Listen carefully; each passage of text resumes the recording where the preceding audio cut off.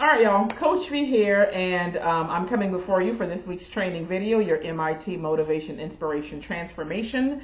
And what I want to talk about today is something that could actually change the way that you approach love completely.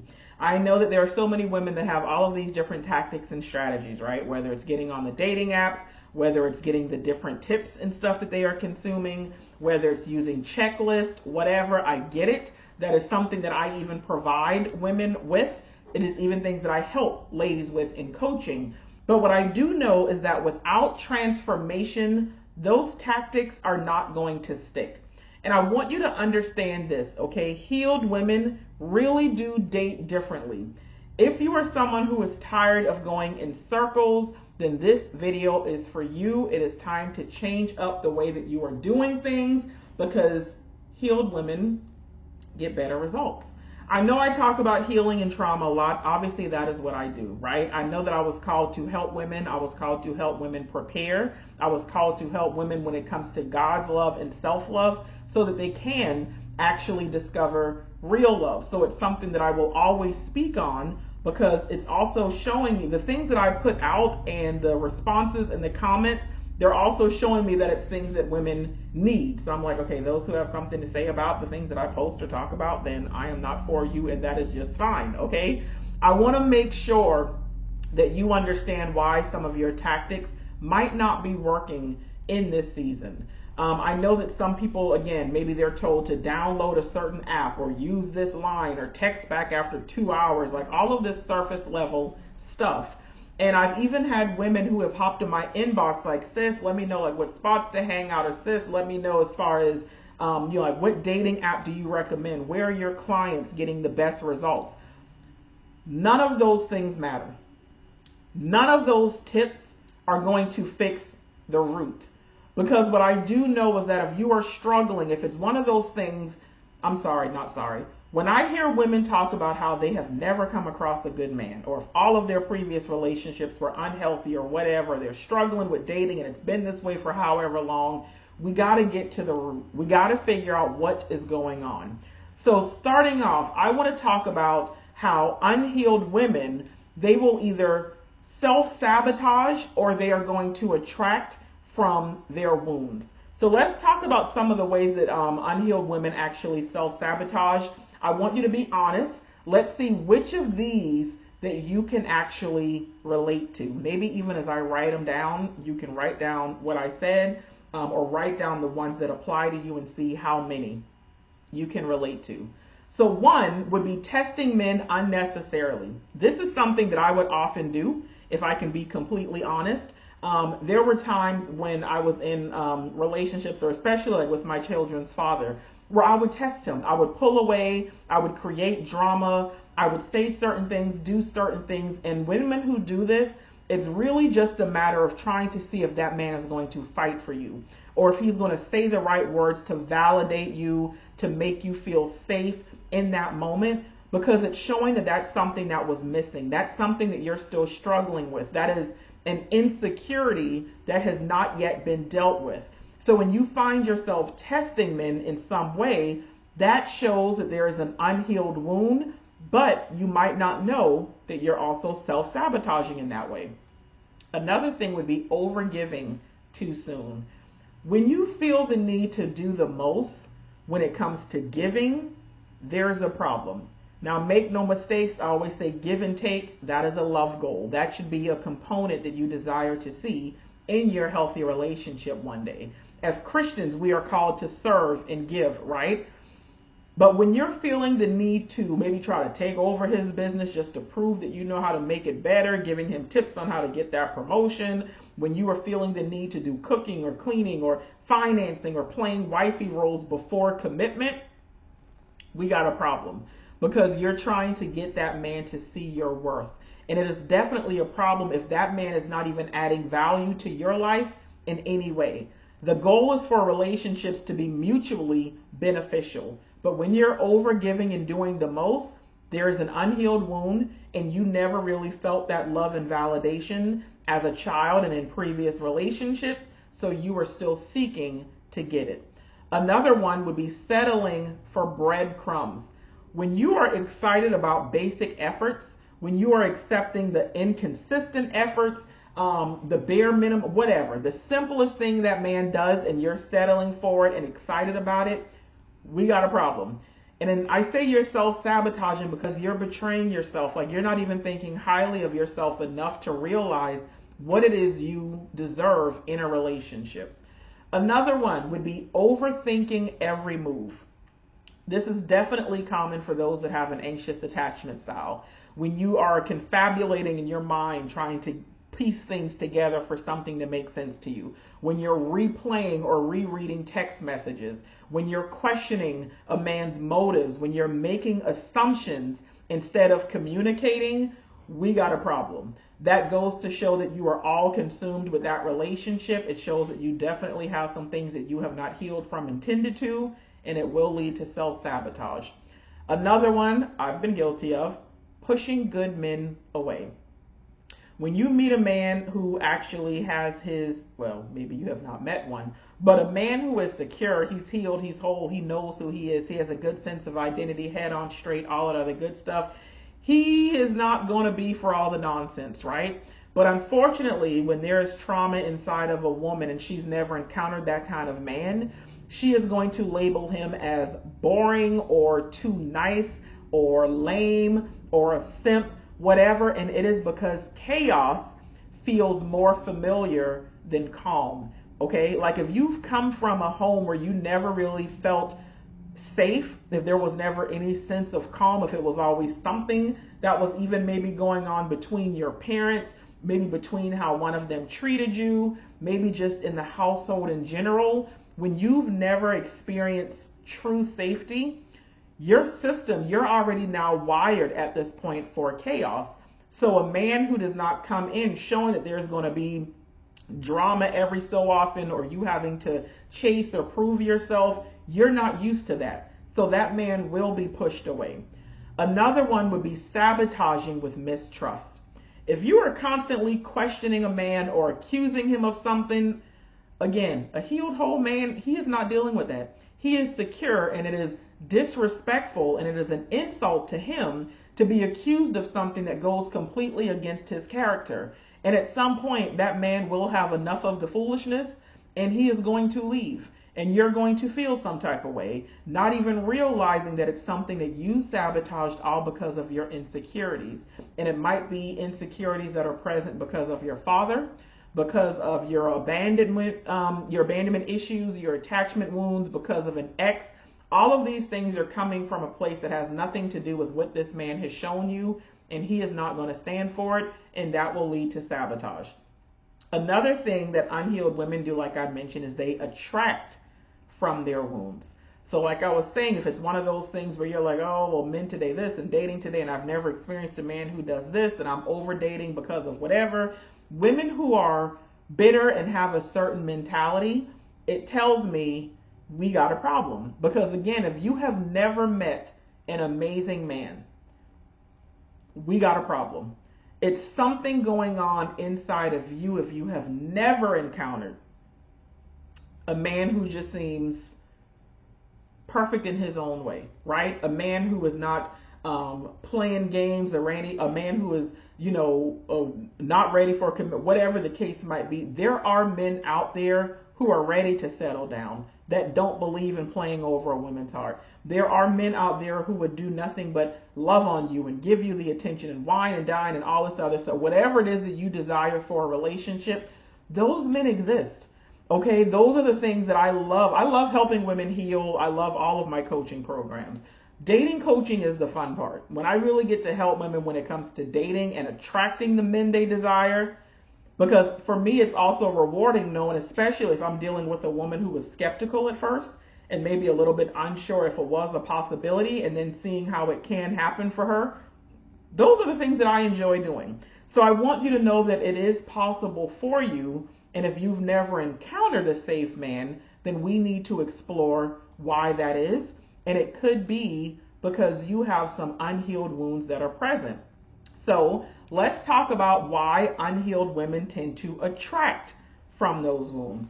Go down on your paper if you want to take a little test, and let's see which of these you can actually relate to. A lot of unhealed women will attract emotionally unavailable men. And let me tell you this, a lot of times when you find yourself repeatedly attracting unavailable men, it's because deep down you're not available either.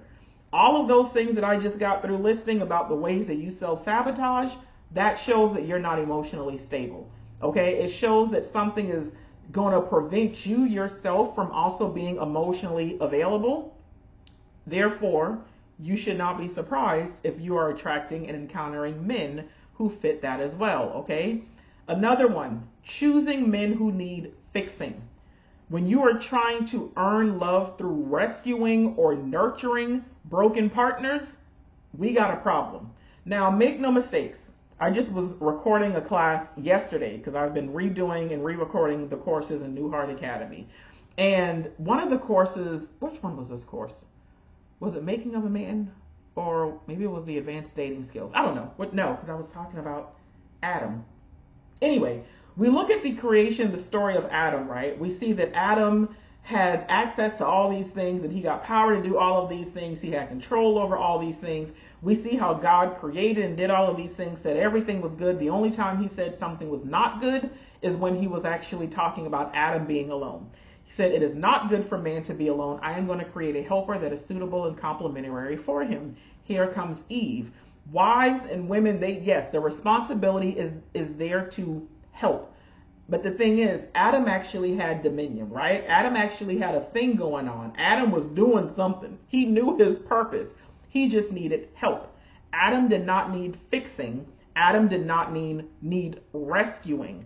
So if you are constantly coming across men who need fixing, it is because in your mind, if you do whatever because you see the potential and if you do whatever in order to help that man get to a certain space, you are really just trying to earn love. And you're hoping to be seen by him. That shows that there is an unhealed wound going on. Another one would be gravitating towards familiar dysfunction. Again, based on your upbringing, what you experienced in your childhood, what you maybe saw with your mom and dad and things like that, grandparents, whatever. Chaos can feel like chemistry because it mirrors your childhood trauma or it mirrors your past trauma. If you've never had that safety and that calmness at any point, again, you are used to dysfunction. Maybe your relationships have always been a little chaotic. You're used to the back and the forth and the sometimes blocking and unblocking and ghosting and zombieing and going back and forth. You are mirroring from your past. This is nothing but trauma reenactment. Another one would be confusing attention with love. I used to do this. Man flatters you a little bit. Maybe there's even a little bit of lust going on. He's pursuing you quickly. You are mistaking that attention with true commitment. You are getting too easily excited and worked up about the possibility of what it could be, but it's really just your unhealed wounds. Like, I just want someone to see me and love on me and just worship me for once, and that is a problem. Another issue would be repeating toxic patterns. Different man, different face, same behaviors, same outcome, because our unhealed wounds will keep drawing us to what it is we have not yet healed from. Your unhealed wounds will keep drawing you to whatever it is that you have not healed from. And this is why perhaps for you, it's one of those things where it's like, I've never met a good man. I've never met a stable man. Or maybe, like I said earlier, maybe you did, but you labeled him a certain way because for him, it sent your attachment style, it sent your system into a panic because it's also like, hey, I'm not used to this. This is unsafe because it's unfamiliar territory. If you don't heal, your wounds will become a magnet for men who mirror them. And like I said, even when a good man shows up, self-sabotage is going to make sure that he doesn't stay. It's like painting over mold. It might look good for a while, but the damage is still there. We all know what happens to mold if it's left untreated. It becomes toxic. It can actually hurt us. Listen, I have to talk about trauma so much because I know what trauma does to us. Yes, I focus on what it is doing to your romantic relationships and your love life, but trauma is so much deeper. So much deeper. When you have things from your childhood, when you have things from previous relationships. And trauma, there are so many types of trauma, and people are not realizing the effects and the ramifications of leaving it untreated.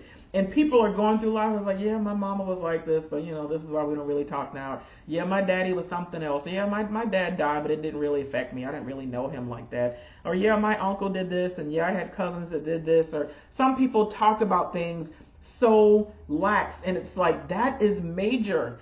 Like, have you dealt with that? Have you healed from it? Have you really processed it? And all of those things that we don't touch, our bodies are holding them. So yeah, we can look at what trauma does romantically, but people don't realize also what it does emotionally. People don't realize what it does mentally. This is why depression and anxiety and several mental health disorders or mental disorders, they are from trauma and certain things left untreated. At some point, there's going to be a reaction. Physically speaking, there are so many things that trauma being not resolved, things that actually can take an effect on us physically speaking, cancer and ulcers and high blood pressure, autoimmune diseases, all of these things that are tied to trauma. It's why I talk about it, because I want you free from it. Those things, when you don't touch them, that mold, you are going to be exposed to it, and it is going to take a toll, and you have to do something about it. But too many women don't understand that it's actually their trauma that has them desiring and wanting a relationship so bad.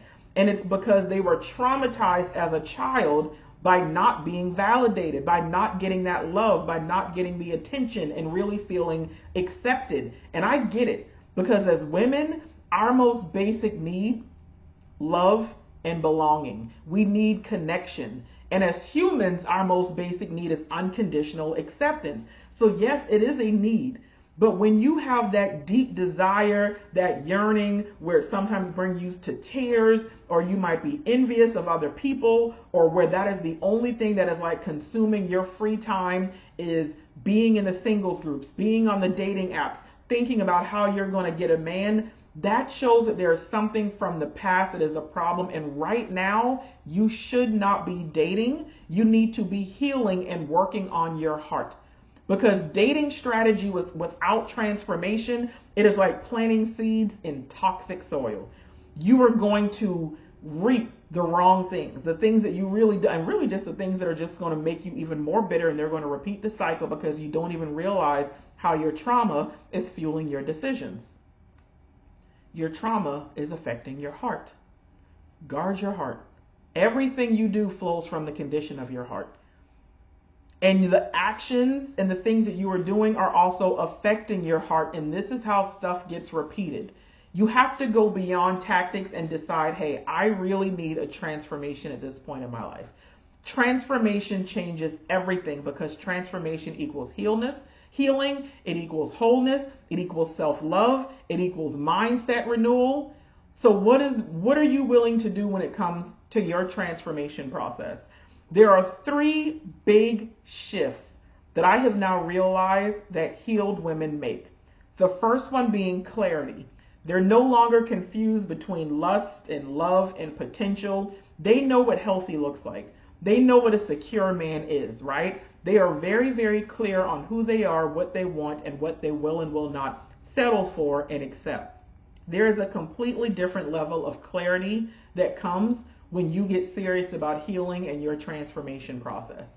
Another shift would be boundaries. This is where standards are not negotiable. This is where you will date with wisdom. And I mean real boundaries, not the ones where it's like, I will no longer do this, but it's really coming from the last guy that hurt you or that played over you, so now you never want to be made a fool of again. When you have boundaries that are really just in place because of what something else did, that shows me that there's something that you have not healed from. And you're already going into it saying, I'm going to do everything differently all because of what one person did, when that person only did what your brokenness actually invited and allowed them to do. So when you transform for real, you are going to have valid boundaries. And then the other shift is going to be confidence. Girl, you are going to walk like you know who you are, okay? You are not going to be trying to prove anything. You're not going to be overgiving. There's no begging to be chosen. You are walking like you already know that you are the prize. Now make no mistakes. One of the courses in New Heart Academy is actually called Dual Prize Mentality, because I want to make sure that my ladies actually know what it is like to treat a man a certain way as well. Okay? But Romans 12:2 really talks about, I think it really hits deep when it talks about being transformed by the renewing of your mind. I want your mindset to be renewed. I want you to do things differently. Listen, I am really on a mission to see nothing but healed, healthy women who have a great relationship with themselves and with God, but are also experiencing kingdom love.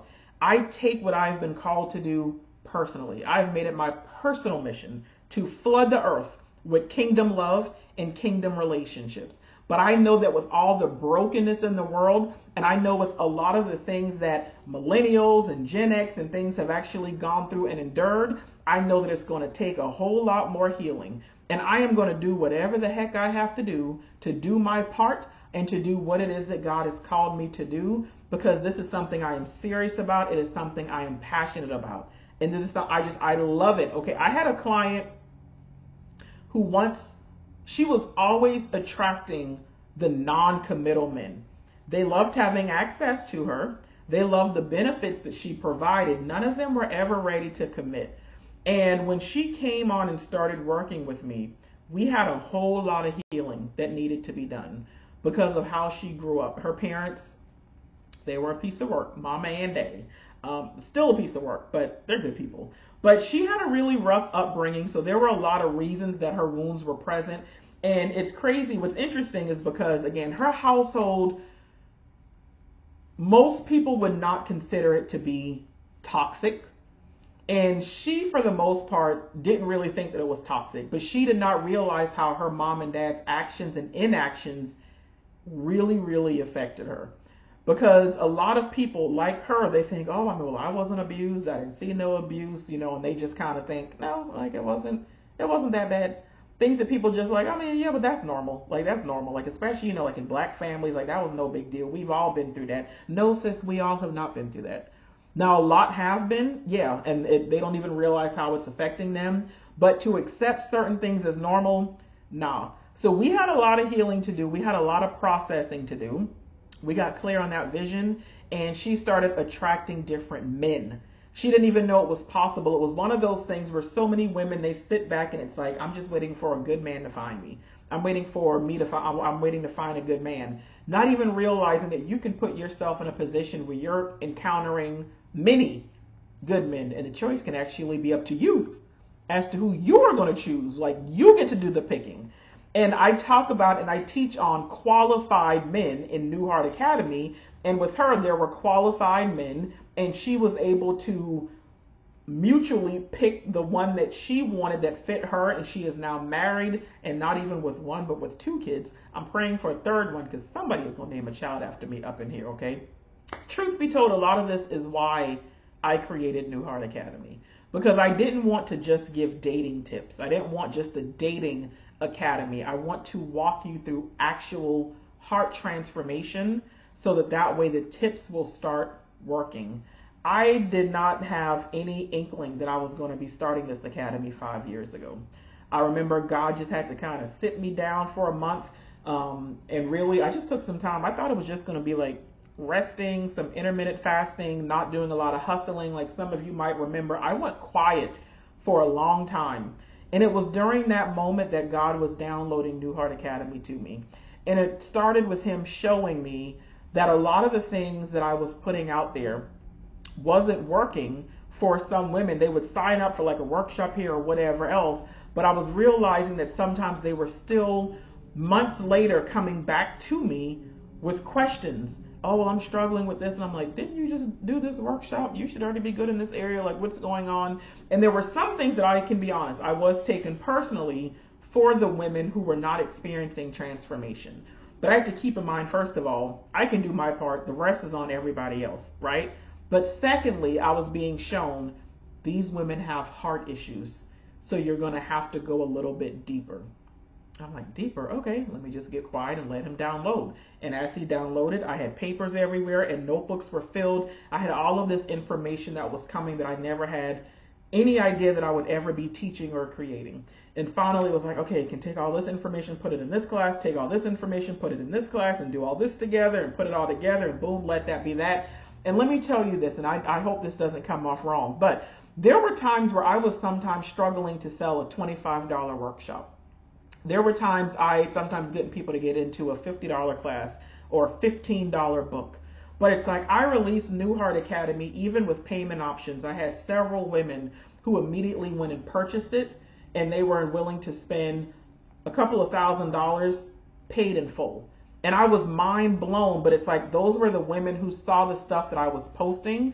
They knew me, they trusted me, they liked me, they were willing to invest because I was marketing to their broken areas.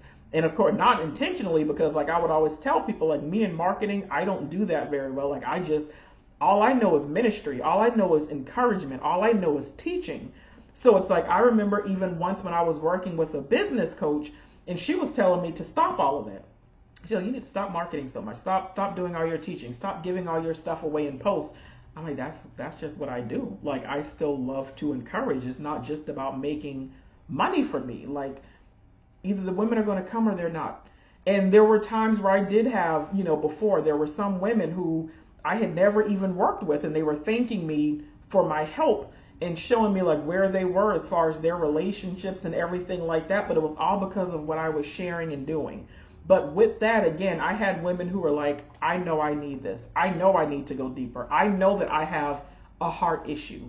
I remember even when God was showing me Ezekiel 36:26, where he said, I will remove your stony, stubborn heart, and I will replace it with a tender, responsive heart.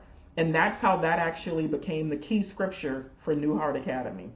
So like I already spoiled it earlier, it's currently being revamped. It's being relaunched next month. There's going to be more powerful content and support, because since I even started New Heart Academy, I've gotten, I don't even know like how many more certifications since then, now with matchmaking, being a trauma-informed specialist. So even a lot of my dating strategies have changed, and I've redone every single one of the 12 master classes in New Heart Academy are being redone. If you thought it was good before, just wait. All right, wait for what's coming. If you were always wanting to join or thinking about joining, here is your sign to do so now. But if you cannot wait until October, there's something happening tomorrow that you can be in. If you know that your heart is still carrying bitterness, heartbreak, wounds, whatever that are hindering your love life, then tomorrow is your opportunity to be in the room for the Stop the Trauma workshop, live at Eastern Standard Time, noon, like I mentioned. Transformational. This is not just, me teaching. This is a workshop where you are going to be doing something. You are going to get help with releasing the pain and resetting your heart. The replay is only available if you register before the event begins. And you'll also get your downloadable trauma healing journal as well. So there's still time to join, all right? I just want to know, what are you going to do to aid in your transformation? Because healed women date differently. And I don't want you to let your heart hold your love life hostage one more day. So you can register tonight, meet me at noon, and let's start this healing journey together. Either way, you've got to do something. I can only give the tips, strategies, and tools. The rest is up to you. So what step are you going to take, sis? I hope I will see you tomorrow.